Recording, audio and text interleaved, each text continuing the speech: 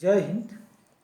आपका पुनः हमारे इतिहास के वीडियो में बहुत बहुत स्वागत है। और आपका हमें बहुत प्यार मिला है और आप लोग ऐसे ही हमारे ऊपर प्यार बरसाते रहिएगा, हमें सपोर्ट करिएगा। और आज हम लोग पढ़ने वाले हैं, आज हमारा टॉपिक है जैन धर्म। हमने बौद्ध धर्म को पढ़ लिया है और पढ़ेंगे आज जैन धर्म। तो जैन धर्म भी बड़ा ही महत्वपूर्ण धर्म था जब बौद्ध धर्म उदय हुआ था। तो जैन धर्म जो है बौद्ध धर्म से बहुत ही पहले इसकी उत्पत्ति हो गई थी, इसका उत्थान हो चुका था। लेकिन इसका उतने अच्छे से विकास जैन धर्म का भगवान महावीर के आने के बाद ही देखा जा सका। और इन्होंने आकर के इसे इन ऊंचाइयों को छुआया कि यह आज भी भारत में जैन धर्म का अच्छा खासा प्रसार है। जबकि बौद्ध धर्म जो है अब धीरे धीरे भारत में विलुप्त हो गया है। जिस देश में इसका उदय हुआ उस देश में इसका विलुप्ति की कगार पर है। बहुत ही नाम मात्र की संख्या में लोग बौद्ध धर्म के बचे हुए हैं। और लेकिन विश्व में इनके बहुत ज़्यादा अनुयायी हैं। चाइना में बौद्ध धर्म ही है, Vietnam, Cambodia, Thailand, Myanmar, Sri Lanka, ये सभी लोग बौद्ध धर्म को ही फॉलो करते हैं, मानते हैं। तो ये जो जैन धर्म है इसके बारे में हम लोग आज पूरी जानकारी और एक ही वीडियो में सब कुछ पढ़ने वाले हैं। और आप इसको देखिए, समझिए और इससे जुड़ी जानकारियों के प्रश्न का सवाल आप कमेंट बॉक्स में दीजिएगा। हम बीच बीच में आपसे इससे संबंधित जानकारी को पूछते रहेंगे। तो सबसे पहले हम लोग पढ़ेंगे जैन धर्म। जैन धर्म में कौन कौन से तीर्थंकर हुए थे, क्योंकि जैन धर्म सबसे पहले तीर्थंकरों से ही शुरुआत हुआ था। और तीर्थंकर जो थे यही इनकी स्थापना किए थे और इनके बिना हम जैन धर्म की कल्पना भी नहीं कर सकते। तो जैन धर्म के सबसे पहले तीर्थंकर थे, सबसे पहले यानी पहले तीर्थंकर थे जिनका नाम था ऋषभ देव। इनका नाम था ऋषभ देव, ये पहले तीर्थंकर थे। और इन्होंने जैन धर्म की स्थापना कर दी। इसका शिलालेख यानी आधारशिला इन्होंने रख दी जैन धर्म का। अब जैन धर्म में जितने भी 23 और तीर्थंकर हुए, उन्होंने इसको बढ़ाने में, इसको आगे करने में प्रयासरत रहे और इन्होंने प्रयास भी अच्छा किया। और जैन धर्म आज जो है एक भारत का एक महत्वपूर्ण है। जैन धर्म से बहुत से अच्छे लोग और पढ़े लिखे लोग निकले हुए हैं। हमने एक साधु का नाम सुना है जिसे भगवान रजनीश भी कहा जाता है। इन्होंने अमेरिका को हिला के रख डाला था। अमेरिका को इन्होंने हिला के रख डाला था। वहाँ पे रजनीशपुरम नाम से एक जगह यानी पूरा एक जिला जितना होता है उतना जगह को खरीद लिया था। लेकिन इससे अमेरिका भयभीत हो गया। वह भी एक जैन धर्म से ही थे, वह जैनी थे वह भी। और आप देख सकते हैं और जैन नाम से जितने भी लोग हैं जिनका जो है सरनेम है वे लोग जैन धर्म से आते हैं। तो ऋषभ देव जो थे इनका प्रतीक सांड होता था, ठीक है। और सांड का आज पर्यायवाची हम लोग खोजते हैं तो उसमें हमें ऋषभ भी मिलता है। पर्यायवाची जब देखते हैं तो हमें ऋषभ भी देखने को मिलता है। तो ऋषभ देव का जो प्रतीक था वह सांड होता था, ठीक है। और ऋषभ देव बताया जाता है जब बौद्ध धर्म या वैदिक काल की चीज़ों को पढ़ाया जाता है, जब वैदिक काल की किताबों को या साहित्य को पढ़ा जाता है तो लगभग लगता है कि यह 900 BCE में इसका स्थापना हो चुका था। किसकी? तो जैन धर्म की 900 में।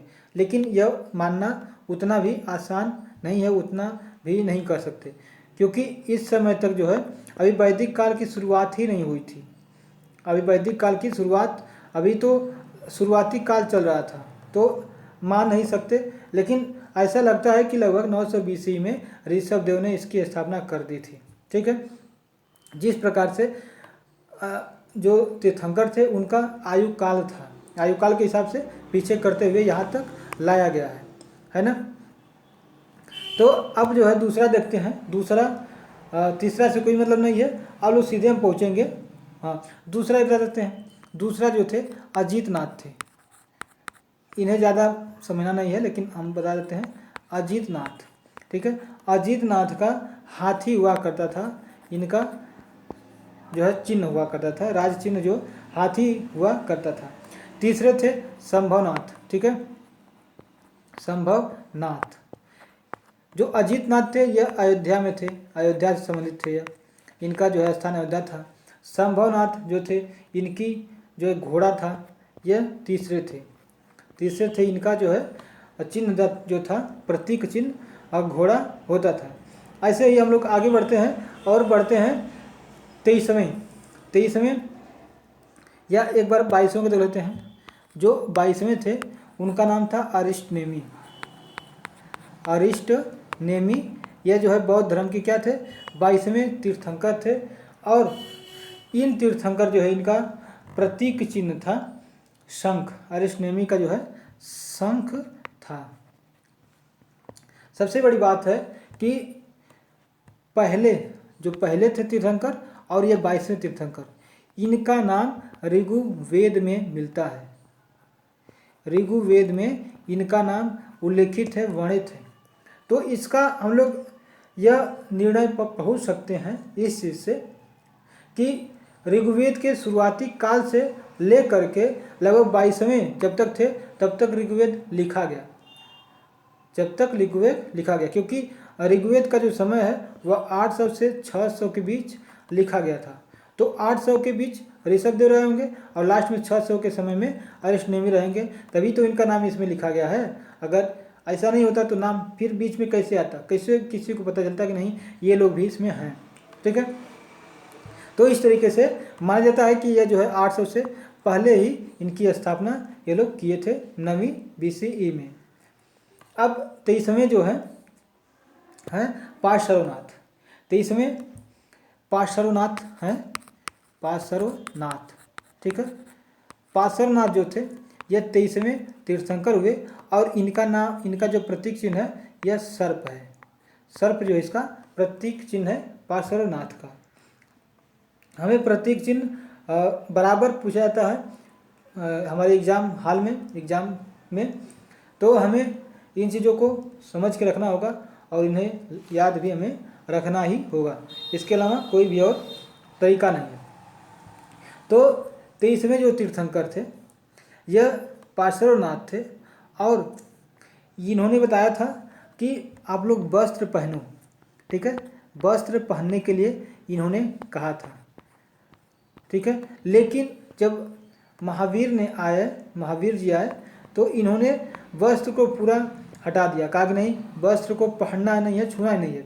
लेकिन कहा जाता है अंगुत्तर निकाय में शुरू में आगम में ही कि 1 साल और 1 महीना तक इन्होंने वस्त्र धारण किया था। इसके बाद इन्होंने वस्त्र को उतारा था जब ये तपस्या करने के लिए चले गए थे घर बार छोड़ करके, तो ऐसा कहा जाता है। तो 23वें जो पार्श्वनाथ थे, 23वें तीर्थंकर, इनके जो है यह अश्वसेन के पुत्र थे। यह जो है अश्वसेन के बता दें कि पुत्र थे। अश्वसेन इक्ष्वाकु वंश के थे। इक्ष्वाकु वंश के ये राजा हुआ करते थे और ये कहाँ पे, बनारस में, वाराणसी में ही यह राजा हुआ करते थे, बनारस में, ठीक है। पार्श्वनाथ ये काशी के अश्वसेन के पुत्र थे और ये जो है 30 वर्ष की अवस्था में अपने भाई से आज्ञा लेकर यह अपना घर छोड़ करके तपस्या करने के लिए निकल पड़े थे और यह पारसनाथ की पहाड़ी पर पहुँचे। पारसनाथ की यह पहाड़ी पर पहुँचे और वहाँ पे इन्होंने तपस्या शुरू की और इन्होंने पारसनाथ की पहाड़ी पर ही अपना जीवन कर दिया अंतिम, और इन्होंने यहाँ पे मृत्यु हुई पारसनाथ की पहाड़ी पर। और यह पारसनाथ की पहाड़ी कहाँ पे है? तो छत्तीसगढ़ में ही यह पारसनाथ की पहाड़ी है। ठीक है। और इन्होंने 4 नियम बताए थे, इन्होंने 4 शिक्षा दी थी 4 चीज़ों को, और बताया था इन्होंने कि पहला है हिंसा न करना। हिंसा को इन्होंने पूरी तरह से नकारा था कि हिंसा हमें नहीं करना है। दूसरा कहा था कि हमें सत्य बोलना है। ठीक है, सत्य हमें हमेशा बोलना है। और तीसरा कहा था कि चोरी नहीं करना है। ठीक है, चोरी नहीं करता है। और चौथे कहा था कि संपत्ति हमें नहीं रखना है, संपत्ति नहीं रखना है। आप लोग पढ़ते हैं कि कुल 5 थे: सत्य, अहिंसा, अस्तेय, अपरिग्रह, ब्रह्मचर्य। तो ब्रह्मचर्य जो लास्ट था उसको जोड़ा था किसने? तो महावीर जी ने जोड़ा था। 4 पहले से थे, 5वां महावीर जी ने जोड़ा था। ठीक है, तो पारसनाथ का यह जीवन था, यह जो है उन्होंने अपने जीवन में बहुत सी चीज़ों को उन्होंने स्वीकार किया था, शुरू किया था। और पारस जो पार्श्वनाथ है इसे समेध शिखर भी कहते हैं, इसे हम समेध शिखर भी कहते हैं। और इस पर इनकी कई सारी मूर्तियां भी बनी हुई हैं, मंदिर भी इन लोग के अच्छे खासे यहाँ पे बने हुए हैं। और इन्होंने चतुरायन धर्म दिया था, चतुरायन इन्होंने क्या दिया था? चतुरायन धर्म दिया था। और इन्हीं के नाम पर जो है पारसनाथ पड़ गया था। ठीक है, इसी के नाम पे पारसनाथ की चोटी का नाम पारसनाथ पड़ गया था। तो अब हम लोग आगे बढ़ते हैं। हमने पार्श्वनाथ के बारे में सारी जानकारी पढ़ ली है, सब कुछ समझ लिया। आपको इससे संबंधित कोई भी जानकारी गलत लग रही हो या अनुचित है तो आप हमें कमेंट बॉक्स में बताइएगा, हम इसे सही करने का प्रयास करेंगे। आपका सुझाव सादर आमंत्रित रहेगा। तो महावीर जी, अब यह 24वें जो हैं महावीर जी हैं, और इन्हें वास्तविक संस्थापक कहा जाता है, जो है रियल फाउंडर इन्हें कहा जाता है।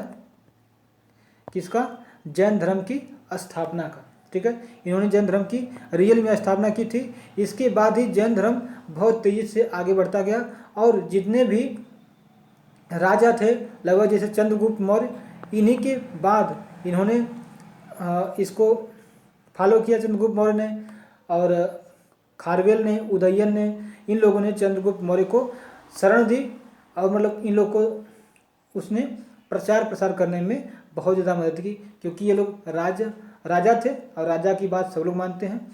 तो इस तरीके से बहुत अच्छे तरीके से क्या हुआ कि विस्तार होता गया इस धर्म का। ठीक है, अब जो है ये जो महावीर थे, महावीर जी, इनका जन्म कहाँ हुआ था? तो कुंडल ग्राम जो है वैशाली, कुंडल ग्राम के वैशाली में हुआ था। कुंडल ग्राम जो है वैशाली में एक जगह है। ठीक है, यह बिहार में ही है वैशाली, और यहीं पे इनका जन्म हुआ था। कब? 540 में, 540 BCE में, और बुद्ध जी का 563 में BCE में इनका जन्म हुआ था। मतलब महावीर जी बाद में पैदा हुए थे, इनका जन्म हुआ था। इनके जो पिता थे वह ज्ञात्रिक कुल के राजा थे, ज्ञात्रिक कुल के राजा थे। और इनकी माता दो त्रिशला थी, त्रिशला वह लिच्छवी के राजा चटक की बहन थी। इनकी माता त्रिशला थी, त्रिशला लिखेंगे तो त्रिशला जो है इनकी माता थी। और यह जो है लिच्छवी के राजा चेटक की बहन थी। कौन? तो इनकी माता जो थी त्रिशला थी। यहाँ पे बिहार है, और बिहार में यहाँ पे ही कहाँ पे साथियों? तो बिहार में ही इस गंडक नदी किनारे, ये गंडक है, और ये गंडक नदी जो है पटना मिल जाती है, और यहीं पे जो है यह त्रिशला है। यहाँ पे क्या है, यहाँ पे जो है इनकी वैशाली, यहाँ पे हुआ था जन्म, और यहाँ पे बुद्ध जी भी गए थे, सबसे पहले वैशाली ही आए थे और इन्होंने अलारा कलाम से अपनी शिक्षा ली थी। फिर यहाँ पे राजगीर गए थे, तो यहाँ पे रुद्र कलाम से इन्होंने शिक्षा ग्रहण की थी सांख्य दर्शन का। और उसके बाद जो है जो लिच्छवी थी, यह भी पटना के पास में थी, हाजीपुर के अगल बगल जो है यहाँ पे, तो यह लिच्छवी नगर इधर थी। तो यहाँ से शादी हुई थी, ज्ञात्रिक कुल के ये थे। हमने ये चीज़ समझ लिया। अब जो है आगे बढ़ते हैं और देखते हैं। अब तो हमने ये सब चीज़ें पढ़ ली। तो ये चेटक जो थी उनकी बहन के पुत्र थे, ठीक है, लिच्छवी राजा। अब अगला है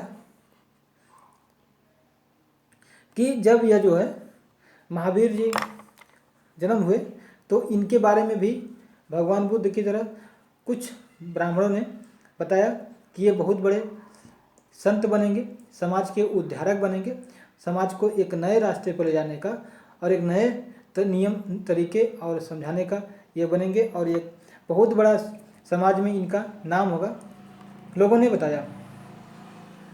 तो इनकी जो शादी, महावीर की शादी जो है यशोदा नाम के पत्नी से हुआ। उनकी पत्नी का नाम यशोदा था और उनकी पुत्री का नाम अनुजा प्रियदर्शनी था। उनकी पुत्री का नाम, तो पुत्री कौन थी? पुत्री अनुजा प्रियदर्शनी, अनुजा, और माता का नाम यशोदा था। पत्नी का नाम यशोदा था और पुत्री का नाम तो अब इनके शादी ब्याह हो गया, पुत्री भी हो गई, लेकिन इन्होंने इसके बाद अपना जीवन को सन्यास बनने के लिए इन्होंने तैयार हुआ और सोचा कि हम भी यह चाहे कि अब इस जीवन में हम कुछ नहीं कर सकते, हमें जो है सन्यास ग्रहण करना चाहिए और अपना जीवन को एक नए तरीके से अपने आप को समृद्ध करना चाहिए और ये ज्ञान की खोज में निकल पड़े। इनके बड़े भाई थे नंदीवर्धन थे। इन्होंने उनसे आज्ञा ली 30 वर्ष की अवस्था में, कहे कि हम अब जा रहे हैं सत्य की खोज में, आप अपना जो है राजपाट देखिए, हम जो है संन्यास को स्वीकार करने जा रहे हैं। अब जब यह नालंदा तक पहुँचे थे, धीरे धीरे यहाँ से घूम के नालंदा पहुँचे। कहाँ से? तो लिच्छवी से पहुँचे। लिच्छवी नहीं, वैशाली से। देख सकते हैं यहाँ पे वैशाली है, तो वैशाली से नालंदा पहुँचे, तो यहाँ वैशाली है और नालंदा जो है ये पहुँचे आगे बढ़ के, ठीक है। वैशाली से ये नालंदा की तरफ जब बढ़े तो यहाँ पे इन्हें एक व्यक्ति से भेंट हुआ और उस व्यक्ति का नाम था मक्खली गोसाल।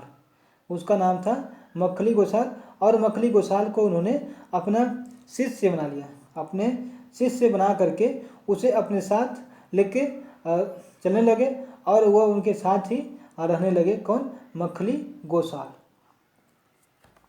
तो यहाँ से जो है लिच्छवी से यहाँ पे जो गंगा नदी है इस पार आ गए और यहाँ पे नालंदा है और नालंदा तक आए। यहाँ पे उस समय बौद्ध जो है नहीं था, बौद्ध धर्म का धीरे धीरे विस्तार हो रहा था, लेकिन अभी शुरुआती चरण था, तो नालंदा भी उस समय नहीं था।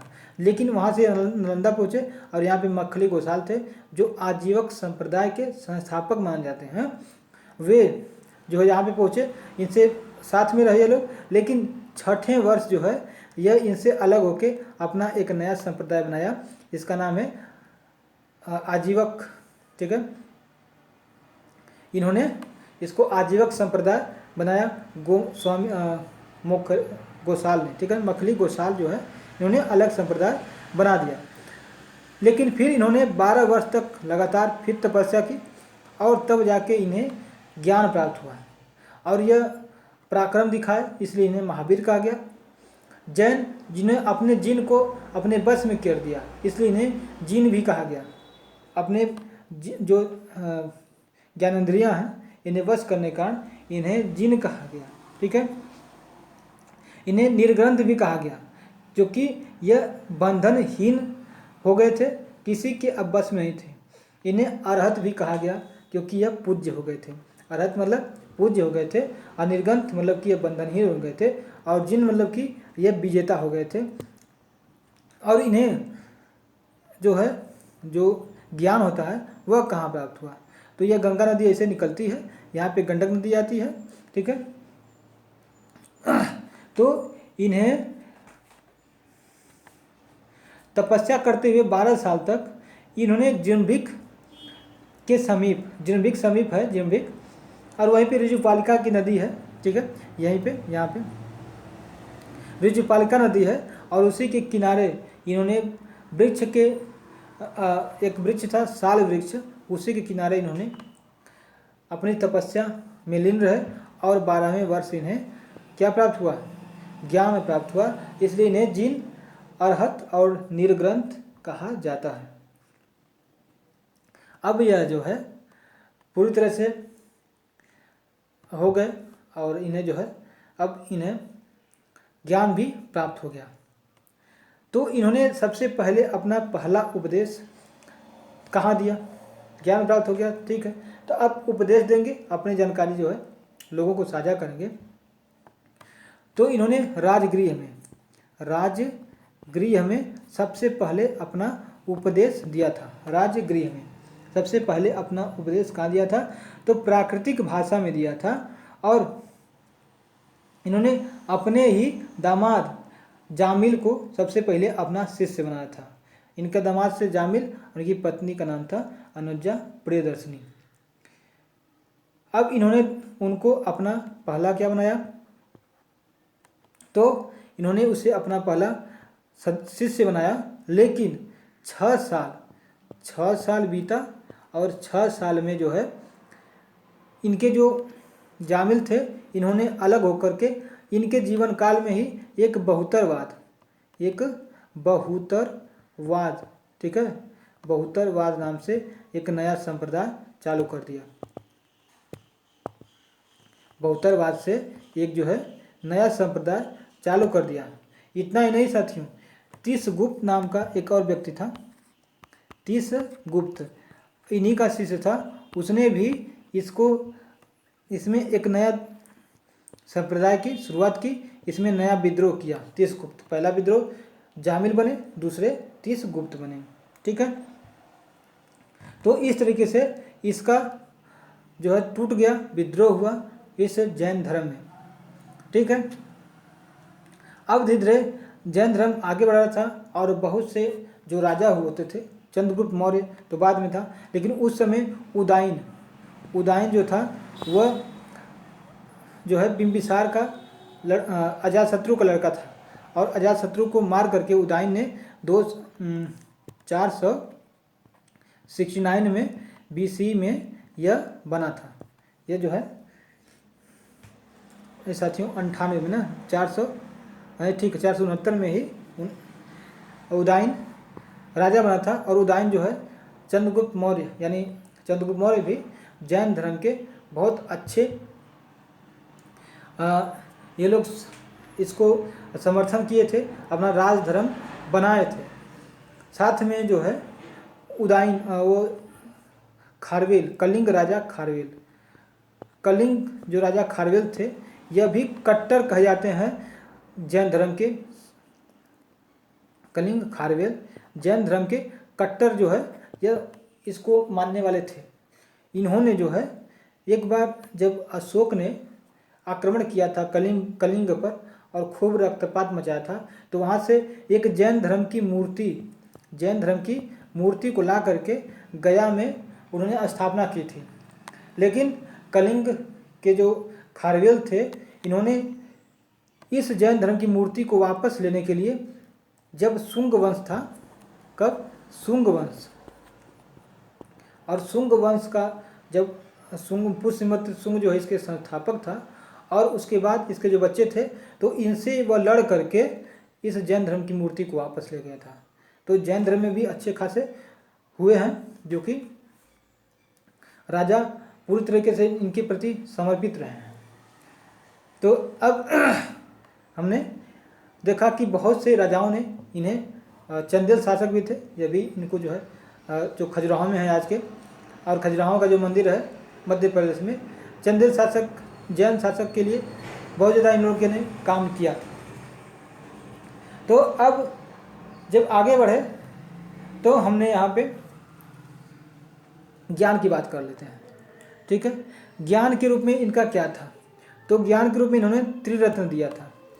त्रिरत्न, इन्होंने कहा कि हमारे पास तीन रत्न हैं, और तीन रत्न को जो मान लिया, जो इस पर काम किया, वह समझिए कि वह एक अगला तीर्थंकर के रूप में जान जाएगा। लेकिन 24 तीर्थंकर हुए, उसके बाद तीर्थंकर की परंपरा खत्म हो गई। लेकिन त्रिरत्न बहुत ही महत्वपूर्ण है। इसमें सम्यक ज्ञान, ठीक है, सम्यक ज्ञान, सम्यक आचरण, सम्यक ज्ञान, सम्यक आचरण और सम्यक दर्शन, सम्यक जो है दर्शन, यह तीन इसके रत्न हैं। मतलब कि आपको सही सही ज्ञान लेना है, यह नहीं कि गलत ज्ञान ले करके इसमें विद्रोह कर दो। आचरण, आचरण भी जो हमारे माइनर होते हैं, आदर्श होते हैं, वह होता है आचरण, हमें किसके साथ कैसे व्यवहार करना है। और हम महावीर जब हो गए हैं या हम जैन धर्म को फॉलो कर रहे हैं तो हमें कौन कौन से आचरण फॉलो करने पड़ेंगे, मानने पड़ेंगे। दर्शन, कौन कौन से दर्शन है, ठीक है, दर्शन मतलब कि हम इस जो जैन धर्म में कुछ दर्शन बताए गए हैं, फिलॉसफी बताई गई है, उसको हमें फॉलो करना है, उस पर चलना है। कौन कौन से इसमें दर्शन की तरह आते हैं या दर्शन में आते हैं, तो इसमें हम देख सकते हैं कुछ इनके सिद्धांत हैं। जैसे में बताया कि कर्म और पुनर्जन्म, ये इनके दर्शन है, कर्म और पुनर्जन्म। तो कर्म क्या है और पुनर्जन्म क्या है, ये कैसे पुनर्जन्म को मानते हैं। ठीक है, तो यह कहते हैं कि कर्म ही सबसे बड़ा हमारे पास हथियार है। अच्छे कर्म करेंगे तो हमें ज़रूर मोक्ष मिलेगा, हमें कैवल्य मिलेगा, हम जो है आगे बढ़ेंगे, हम विलीन हो जाएंगे। ठीक है, और हम जो है अच्छे कर्म हमें हमेशा करना चाहिए। इन्होंने पुनर्जन्म को नहीं उतना कहा, ठीक है ना, कहा कि अगर व्यक्ति जो है अगर निर्ग्रंथ हो जाएगा, ठीक है, अगर उसे निर्ग्रोथ हो गया, उसे जो है मोक्ष प्राप्त हो गया, तो उसका पुनर्जन्म नहीं होगा। जबकि बौद्ध धर्म में कहा गया है कि अगर वे जो है अच्छे व्यक्ति रहे और उनका जो है बढ़िया काम किए हैं, तो उनका और निर्वाण प्राप्त किए हैं, तो उनका जन्म होगा, पुनर्जन्म होगा। इसलिए कहा गया कि जो बुद्ध हैं उनके मैत्रेय और मैत्रेय नाम से उनका जन्म होगा, या आदि बौद्ध के नाम से भी अगला जन्म बाकी है जो अभी होना है।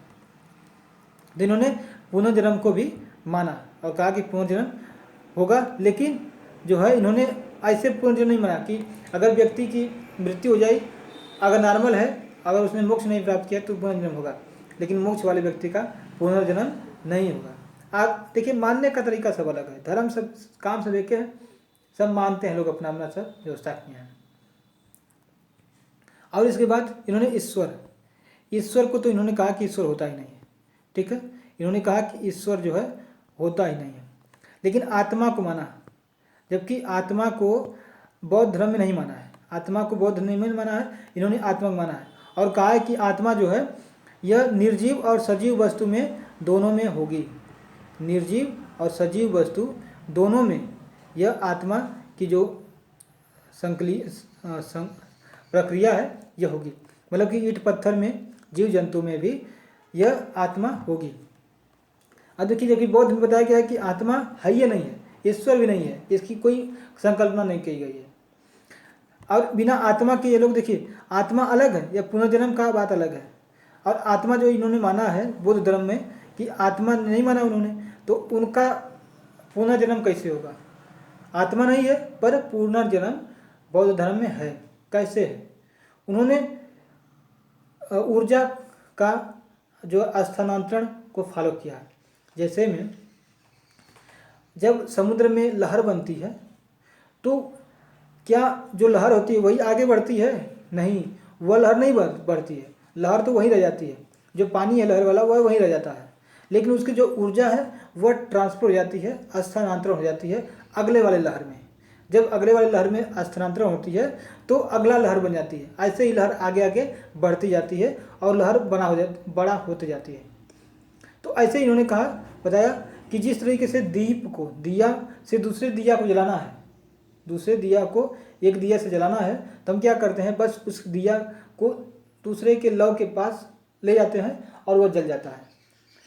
तो हमने क्या किया, उसमें खाली एनर्जी का ट्रांसफ़र किया, जो उसमें ऊर्जा थी उसको ट्रांसफ़र किया, न कि पूरे आत्मा को ट्रांसफ़र किया। आत्मा सत्मा कुछ नहीं, ठीक है। तो इस तरीके से मानते हैं कि इस तरीके से पुनर्जन्म होता है, और इस तरीके से जो उनका जीव है या जो उनका ऊर्जा है आगे बढ़ते जाता है। जबकि हमारे हिंदू धर्म में कहा गया कि ईश्वर भी है, आत्मा है, लेकिन आत्मा केवल सजीव चीज़ों में होती है, वो भी केवल जंतुओं में होती है, पादप जो हैं उसमें नहीं होती, पेड़ पौधों में वो भी नहीं होती है, केवल जीव जंतुओं में होती है, जो चल फिर सकते हैं, जो हिल मुड़ सकते हैं, वह होती हैं। तो हम अगर देखा जाए तो हिंदू धर्म में जो बताया गया है वह गलत है, क्योंकि पेड़ पौधे तो बिल्कुल हैया हैं, जीव जंतु में मतलब कि सजीव में आते हैं, उनमें भी आत्मा होनी ही चाहिए, ठीक है। लेकिन हमें लगता है कि जो जैन धर्म है इन्होंने सही बताया कि निर्जीव और सजीव में आत्मा होती है, और ये जो है उससे संबंधित है, ठीक है। क्योंकि जो भी चीज़ें हैं जो ये आपकी है निर्जीव चीज़ें, वो भी आप देखते हैं कभी कभी बढ़ती हैं, ठीक है, वो भी बड़ा होता है, वो भी फैलता है। तो अगर उसमें नहीं होती आत्मा तो कैसे बढ़ती, कैसे होती। और यही जो आत्मा है, छोटी छोटी चीज़ें हैं, उसी से बन के तो बड़ा चीज़ बना है, या हम लोग बने हैं, इसी इन्वायरमेंट से बने हैं, हम लोग जब मर जाते हैं सब कुछ इसमें विलीन हो जाता है। इसी के बाद जो है इन्होंने बताया कि ईश्वर भी नहीं है, सृष्टि की रचना कैसे हुई है। तो इन्होंने बताया कि सृष्टि की रचना जो है ऐसे ही अनंत काल तक रहेगा, कोई हम नहीं रहेंगे, आप नहीं रहेंगे, कोई नहीं रहेगा, लेकिन यह सृष्टि ऐसे ही रहेगी, चलती रहेगी, इसको हम ख़त्म नहीं कर सकते और न ही इसको शुरुआत कर सकते हैं। ये जैसे है वैसे है, चलती रहेगी, और यह लगातार ऐसे ही चलती रहेगी। निर्वाण, इन्होंने बताया कि हमारा अंतिम लक्ष्य है निर्वाण प्राप्त करना, हमारा अंतिम लक्ष्य है निर्वाण प्राप्त करना, और निर्वाण प्राप्त करने के बाद हम क्या हो जाएंगे, अरहत हो जाएंगे, निर्गोथ जिन हो जाएंगे, फिर हमें पुनर्जन्म प्राप्त करने की जरूरत नहीं पड़ेगी। इसके बाद इन्होंने जैन संघ बनाया। जब इन्होंने अपना जब ज़्यादा इनके पास आदमी होने लगे, जब पहला इन्होंने अपना राजकीय में संबोधन किया था, उपदेश दिया था, तो वहाँ पे लोग जो इनसे जुड़ने लगे और वहाँ पे संघ बनाने की बात हुई। तो इन्होंने संघ जो बनाया, तो संघ को वसादी कहा, ठीक है, वसादी भी कहते हैं संघ को, शायद कर्नाटक भाषा में होगा वसादी, संघ को वसादी कहते थे। और इसमें जो है सबसे पहले इन्होंने उपदेश दिया था जमाली को, ठीक है, सबसे पहले जमाली को दिया था, और अपनी पुत्री को भी सबसे पहले इस संघ का, महिला संघ का अध्यक्ष बनाया था, या महिला संघ बनाया था, ठीक है। किसको, अनुजा को, ठीक है, और जमाली को सबसे पहले यानी जो उपदेश दिया था। तो अब जैन संघ ऐसे ही आगे बढ़ता गया, और एक समय ऐसा आया कि जैन संघ जो है 2 भागों में टूट गया। जैन संघ जो है 2 भागों में टूट गया। कितने भागों में, 2 भागों में। कैसे टूटा, तो जब चंद्रगुप्त मौर्य का कार्यकाल था, उसी समय जैन धर्म के यह फॉलो करते थे, यह जैन धर्म को मानते थे चंद्रगुप्त मौर्य। तो उस समय एक जैन धर्म के साधु थे, या जैन धर्म के भिक्षुक थे, उनका नाम था साथियों, उनका क्या नाम था, जो बताएगा।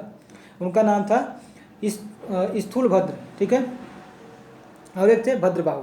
2 लोग थे, भद्रबाहु और स्थूलभद्र। भद्रबाहु ने ही कई चीज़ें लिखी हैं, ठीक है, भद्रबाहु ने ही आगम जैसे है, आगम सूत्र, अचरांग सूत्र, इन्होंने इसे संकलन किया था। भद्रबाहु के नेतृत्व में अजातशत्रु ने चंद्रगुप्त मौर्य ने इन्होंने जैन धर्म को ग्रहण किया, जैन धर्म को फॉलो किया। अब उस समय अकाल पड़ा था, कहाँ पे? तो बंगाल, बिहार में बहुत बड़ा अकाल पड़ा था, खाना पीना की बहुत बड़ी त्रासदी आ गई थी। इसलिए भद्रबाहु जो है अपने कुछ लोगों के साथ, अपने अनुयायियों के साथ ये निकल पड़े कर्नाटक की तरफ। और कर्नाटक में एक गोमतेश्वर की मूर्ति है, ठीक है, और वहाँ पे एक बड़ा मंदिर भी बनाया गया है, और वह चंद्रगुप्त मौर्य ने इसकी आधारशिला शायद रखी थी। लेकिन इसे गंग वंश ने इसको पूरा अच्छे तरीके से मंदिर को निर्माण किया था। ये भी जैन धर्म के अनुयायी ही हुआ करते थे। तो ये जब कर्नाटक चले गए तो कर्नाटक में कई सालों तक रहे। अब जब कर्नाटक आएंगे तो 2-3 साल तो ऐसे लग गए, लगभग 4-5 साल तक ये लोग, 6 साल तक। 6 साल बाद जब यहाँ पे आए वापस बंगाल में, तो देखे कि यहाँ पे एक धड़ा जो है श्वेत वस्त्र धारण कर रहा था।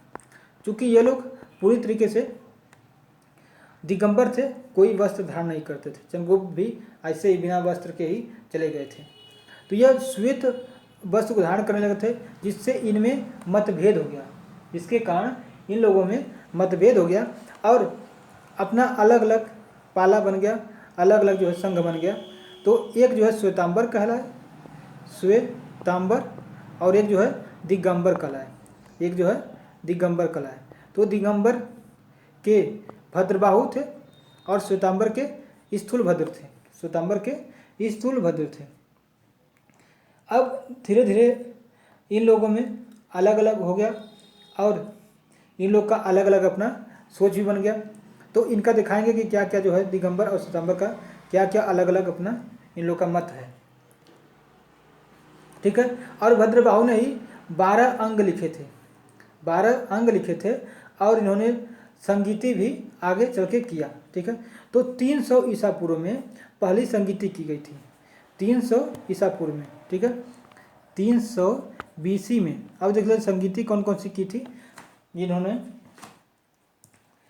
तो 300 में इन्होंने पहला संगीति की थी, जैन संगीति। तो जैन संगीति जो पहला की गई थी 300 BC में की गई थी। और इसका हम आपको ट्रिक बताएंगे, पटस्थु वलक्षमा,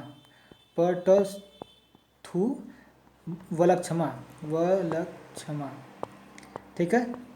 तो पटस्थु देखिए, प से हो गया पाटलिपुत्र में जो है पहला किया गया था, पाटलिपुत्र में पहला किया गया था, ठीक है। और इसके अध्यक्ष कौन से? तो स्थूलभद्र थे। स्थूलभद्र जो है इसके पहले बने थे, क्योंकि स्थूलभद्र जो है इसमें जो है क्या कर गए थे, इनके बीच जो है विरोध हो गया था, मतभेद हो गया था। इसी को ख़त्म करने के लिए, मतभेदों को पूरा ख़त्म करने के लिए यह संगीति बुलाई गई थी, जैन संगीति। लेकिन इसमें भी कोई खास फर्क नहीं पड़ा, लेकिन बहुत सारे साहित्य की रचना भी हो गई इसमें, और यह जो है आगे बढ़ता गया ऐसे ही। और अगला है बलक्षमा, जो दूसरी जैन संगीति हुई, सेकेंड जैन संगीति हुई, और यह 521 ईस्वी में हुई थी, एडी मतलब कि एनोडामनी हो गया, और ईस्वी से बोलते हैं। 521 में बलक्षमा हुई थी। तो इसमें कौन थे? तो इसमें बल्लभी थे और यह गुजरात में किया गया था। कहाँ पे? गुजरात में किया गया था। और यह क्षमा श्रवण जो है इसके अध्यक्ष हुए थे। तो हमने दोनों जैन संगीतियों को देख लिया, ठीक है। और इनके जो राजा थे जो इनको फॉलो करते थे, इसमें उदायन बंद राजा चंद्रगुप्त मौर्य, कलिंग नरेश खारवेल, राष्ट्रकूट भी थे, अमोघ वर्ष और चंदेल शासक। जो राष्ट्रकूट थे इन्हीं लोगों ने जो गोमतेश्वर मंदिर का निर्माण किया था, यही लोग थे। तो हमने इस चीज़ को पूरा पढ़ लिया। ठीक है, तो इन लोग में धीरे धीरे संघ में विभाजन हो गया। अब विभाजन हुआ, उसके बाद जन संगीतियाँ की गई और आगम साहित्य भी लिखा गया, हमने सब बता दिया। और प्रसार जो है खारवेल ने भी किया था। ठीक है, इस तरीके से अब धीरे इनका पतन होना है, क्योंकि धीरे धीरे जैन धर्म क्या हो गया, धीरे धीरे पतन होने लगा। क्या कारण था कि जैन धर्म को लोग उतना ज़्यादा फॉलो नहीं किए, जबकि शुरुआत में और लगभग 1000 ईस्वी तक बहुत ही ज़्यादा बौद्ध धर्म का बोलबाला था। जब शंकराचार्य आए तो धीरे धीरे हिंदू धर्म को बढ़ावा मिला और बौद्ध धर्म और जैन धर्म दोनों लोग डूब गए। ठीक है, तो जब जैन धर्म का नाश होने लगा, पतन होने लगा, तो कारण कुछ बताए गए। ठीक है, कारण क्या बताए गए, तो कारण जो है ये थे, देखिए इसका कारण यहाँ पे है कि अहिंसा के मामले में जो है जैन धर्म क्या था, ज़्यादा कठोर था, इसीलिए लोग इसको ज़्यादा उतना फॉलो नहीं करते थे, इस पर विकास नहीं हो पाया। और इसमें जो है धर्म जो है काय कलेश पर ज़्यादा विश्वास करते थे, किसी को मारना बहुत ज़्यादा ये लोग नहीं समझते थे। जबकि बौद्ध धर्म जो है मध्यम वर्ग था, इसे जो है सब लोग यूज करते थे, क्योंकि इसमें खेती किसानी करेंगे तो ज़रूर कुछ जीव मर ही जाएंगे। और इसमें जो है काया कलेश मतलब कि जो गृहस्थ जीवन, इसको ये बिल्कुल ही नहीं मानते थे, कहते थे कि नहीं ये होना नहीं चाहिए। आप गृहस्थ जीवन जी रहे हैं तो आप कभी भी जैन धर्म में आगे नहीं बढ़ सकते, आपको मोक्ष नहीं प्राप्त होता। लेकिन सब लोग चाहते हैं कि हमको मोक्ष प्राप्त हो, तो मोक्ष प्राप्त करने के लिए मध्यम वर्ग चाहिए, मध्यम व्यवस्था चाहिए। तो इन्होंने बौद्ध धर्म को फॉलो किया, कहा कि नहीं बौद्ध धर्म में कम काम में कम मेहनत में अगर हमें निर्वाण प्राप्त हो रहा है, हमें मोक्ष प्राप्त हो रहा है, तो हम क्यों जाएँ इतनी ज़्यादा तपस्या करने के लिए कि अपने पति पत्नी और बच्चों के साथ न रह पाएँ, माया जो है वो न रह पाएँ, और इतना कठोर है कि किसी भी जीव जंतु को मारना नहीं है, तो कि यह बहुत ही गलत है। तो इन्होंने इस पर काम किया, लेकिन बौद्ध धर्म में ऐसी कोई बात नहीं थी। ये लोग जैन धर्म के लोग आत्मावादी हैं। ठीक है, कहते हैं कि आत्मा अनंत है, जो जीव जंतु से लेकर पेड़ पौधे और निर्जीव वस्तुओं में भी है। जबकि बौद्ध धर्म जो है क्या है, अनात्मावादी है। इसलिए बौद्ध धर्म का विकास बढ़ता गया और यह मानता है कि आत्मा का अस्तित्व होता ही नहीं। जब इन्होंने माना कि भाई जो निर्जीव है उसमें भी आत्मा है, तो निर्जीव चीज़ों को भी ध्यान से उसको भी देखना है, उसको भी काम करना है, क्योंकि वह उसमें भी आत्मा है, तो वह मरेगा तो या उसको आप दबा दिए या उसको चोट कर दिए तो आत्मा को तो चोट लगेगी। तो बताइए किस तरीके से हम कोई व्यक्ति अपना जीवन जिएगा। तो इस तरीके से व्यक्ति जो है जैन धर्म को मानने से पीछे हटता गया, और जैन धर्म में निर्वाण या मोक्ष के बाद ही जो है हमें निर्वाण प्राप्त होता है, जबकि बौद्ध धर्म में कहा गया है कि यह जीवन में ही मिल सकता है। भाई सब लोग चाहते हैं कि हमें जीवन में ही हमें अपना सुख भोगने को मिले, मृत्यु के बाद थोड़े पता चले कि रंभा और जो गंधर्व हैं वे लोग मिलेंगी जाने पर स्वर्ग में। कौन देखा है स्वर्ग को, किसी को पता चला है? लेकिन सब लोग चाहते हैं कि हमें इसी जीवन में सब कुछ मिल जाए। यहाँ पे देखिए महावीर जो है नग्न रहने का उपदेश दिया था, और नग्नता के बुद्ध विरोधी थे, कहे कि नहीं नग्न रहने से क्या होता है, समाज में बहुत ज़्यादा समस्या देखने को मिलती है और समाज जो इससे विकृत हो जाता है। तो यह नॉर्मल जीवन में जाकर के नग्न रह करके नहीं जिया जा सकता है। बुद्ध जी ने जाति पाति और कुरीतियों का खंडन किया था, जबकि महावीर जी ने उतना ज़्यादा इसे नहीं कर पाया। जाति पाति उतना ही रहा, जाति पाति को ज़्यादा इन्होंने विरोध नहीं किया, लेकिन किया, लेकिन उतना ज़्यादा नहीं किया। लेकिन बुद्ध जी ने जाति पाति और कुरीतियों को सबसे ज़्यादा तुरंत नकार दिया, कहा कि जो भी हिंदू धर्म में है, सनातन धर्म में है गलतियाँ उसको हटा दो, वो बिल्कुल नहीं रहेगा। और जाति व्यवस्था के नाम देखिए बताया गया यहाँ पे कि बौद्ध धर्म में 500 वर्षों के भीतर विश्व के अन्य भागों में बहुत तेजी से फैला, जबकि जैन धर्म भारत के सीमा के बाहर फैला ही नहीं। लेकिन बौद्ध धर्म धीरे धीरे क्या हुआ, लुप्त हो गया भारत में ही, जबकि जैन धर्म आज जीवित धर्म है, भारत में है लेकिन विश्व में नहीं है। ऐसे ही कुछ समानता भी हैं। कौन का समानता है कि दोनों ही महावीर और बुद्ध एक ही समकालीन थे। इन्होंने बताया कि संसार दुखपूर्ण, दोनों लोग कहा कि संसार दुखपूर्ण है, इससे जल्दी से जल्दी आप इस संसार से निर्वाण प्राप्त कर लीजिए, मोक्ष प्राप्त कर लीजिए, वह बेहतर होगा। दोनों ने ही अपने जो सिद्धांत थे उपनिषदों से लिए, सांख्य दर्शन से प्राप्त किए। दोनों ने ही वेदों को प्रमाणिक नहीं कहा कि ये प्रमाणिक नहीं है, ये गलत है, यह सही व्यक्ति ने नहीं लिखा था, यह गलत व्यक्तियों ने लिखा, यह सही नहीं है। यह यज्ञवाद, बहुदेववाद, जातिवाद का विरोध करते थे और ईश्वर को अस्वीकार किए। दोनों लोग ईश्वर कहें कि ईश्वर है नहीं, ठीक है, ईश्वर नहीं है, आत्मा है, दोनों लोग माने हैं। इन्होंने कर्मवाद, पुनर्जन्मवाद को माना दोनों लोग, और निर्वाण जो है क्या कहें कि ये लोग अंतिम लक्ष्य क्या है, हमारा निर्वाण प्राप्त करना। दोनों ही शुद्ध और नैतिक जीवन विशेषता जो है जीव दया और अहिंसा पर दिया है। जीव पर दया करनी चाहिए और अहिंसा पर दोनों लोगों ने बल दिया है। मूर्ति पूजा का विरोध किया है दोनों लोग, और इन्होंने अपने आम भाषा में ही दोनों लोगों ने अपने धर्म का उपदेश दिया था। संस्कृत भाषा उस समय थी, संस्कृत का कोई नहीं प्रयोग किया। प्राकृत भाषा का उपयोग महावीर जी ने किया था और पाली भाषा का प्रयोग बौद्ध जी ने किया था। यह भी एक बहुत बड़ा प्लस पॉइंट है बौद्ध धर्म के प्रसार के लिए, क्योंकि इतना ज़्यादा जितने भी लोग थे यहाँ पे, तो यह बौद्ध धर्म को फॉलो इसलिए कर पाए क्योंकि इन्हें सब बात जो है समझ में आती थी बौद्ध धर्म की, क्योंकि पाली भाषा सामान्य जन की भाषा थी और ये व्यापार के प्रति सामान्य दृष्टिकोण से ये व्यापार करने में कोई इन्हें समस्या नहीं थी। कहते थे जिसके साथ व्यापार करना है, पैसा लेना देना है, सूदखोरी करना है, सब करो, ठीक है। इन दोनों लोग में भिक्षु और भिक्षुओं का, दोनों भिक्षुओं और भिक्षुणियों दोनों लोग इसमें संघ में निर्माण किए गए थे। तो ज़्यादा भिक्षुणी बुद्ध धर्म में थी और जैन धर्म में बहुत ही कम लोग भिक्षुणी बन पाए हैं। तो हमने ये सब चीज़ देख लिया। इसके बाद जो है हमारा अगला है कि इनकी मृत्यु जो है पावापुरी में हो गई। इनकी मृत्यु जो है पावापुरी कुशीनगर में।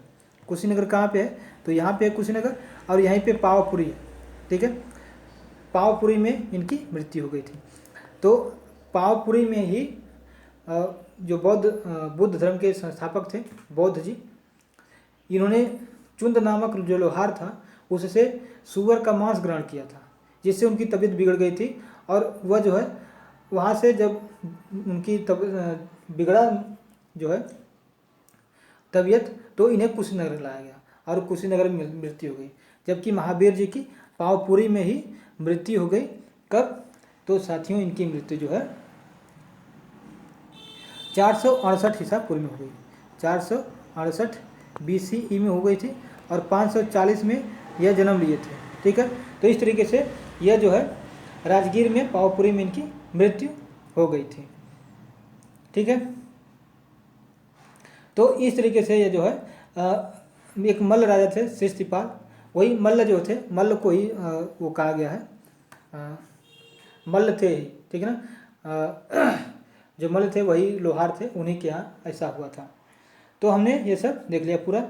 और यहाँ पे इनको निर्वाण प्राप्त हुआ था महावीर जी को, कहाँ पे, तो राजगीर में, यानी कि पावापुरी में, ठीक है। तो इस तरीके से जो है यह हमने देखा। तो आपको हमारा ये वीडियो कैसा लगा ज़रूर हमें बताइएगा, और इससे जुड़ी कोई भी अगर जो है जानकारी है या कोई भी सुझाव है तो ज़रूर दीजिएगा। और हमने एक चीज़ और भूल गया, ये बता देते हैं कि इन्होंने अपना उपदेश जो दिया था बौद्ध धर्म जैन धर्म के संस्थापक महावीर जैन ने, वह 14 पूर्वा नामक बुक में लिखा गया। 14 पूर्वा में इनके उपदेश लिखे गए, ठीक है। बाकी 12 अंग और 6 उपांग ऐसे सब देश का है, तो इनको हमें ज़्यादा नहीं ध्यान देना है। 12 उपांग भी लिखे गए हैं, ठीक है। 12 अंग है, 12 उपांग है, ऐसे चतुरायन हो गया, सब है। तो जय हिंद,